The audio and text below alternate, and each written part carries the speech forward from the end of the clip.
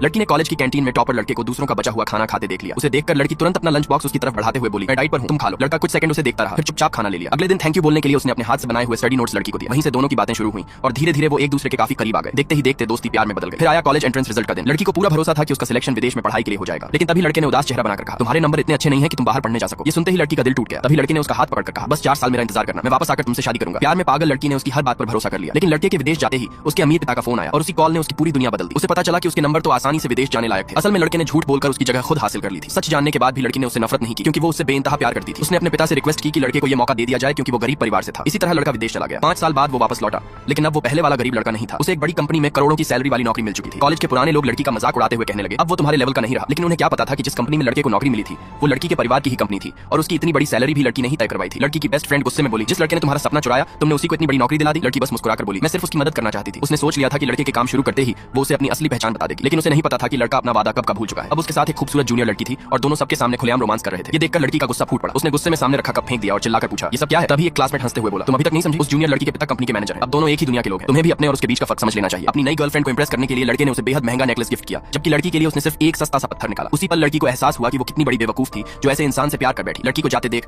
लड़का तुरंत उसके पीछे भागा और सफाई देते हुए बोला, तुम उसकी तरह नहीं हो। उस नेकलेस की कीमत चाहे जितनी हो, लेकिन इस पत्थर की अहमियत उससे कहीं ज्यादा है। मैंने इसे उसी दिन सड़क से उठाया था जिस दिन मैंने तुमसे वादा किया था। ये दुनिया में सिर्फ एक ही है। कुछ पल के लिए लड़की उसकी बातों में फिर से आने लगी, लेकिन तभी लड़के ने जेब से क्रेडिट कार्ड का बिल निकाला और बोला, वैसे इसका पेमेंट कर दोगी? बस उसी सेकंड लड़की को उसकी असली औकात दिख गई। वो उससे नहीं बल्कि उसके पैसों से प्यार करता था। तभी उसकी जूनियर गर्लफ्रेंड का फोन आया और लड़का तुरंत वहां से जाने लगा। जाते जाते वो लड़की की छतरी भी उठाकर ले गया। बारिश में अकेली खड़ी लड़की पूरी तरह टूट चुकी थी, लेकिन लड़के को जरा भी अंदाजा नहीं था कि उसकी जिंदगी का सबसे बुरा वक्त अब शुरू होने वाला है, क्योंकि कुछ ही दूर जाते ही काले कपड़े पहने कुछ आदमी अचानक उसके सामने आकर खड़े हो गए और यहीं से उसकी असली बर्बादी शुरू।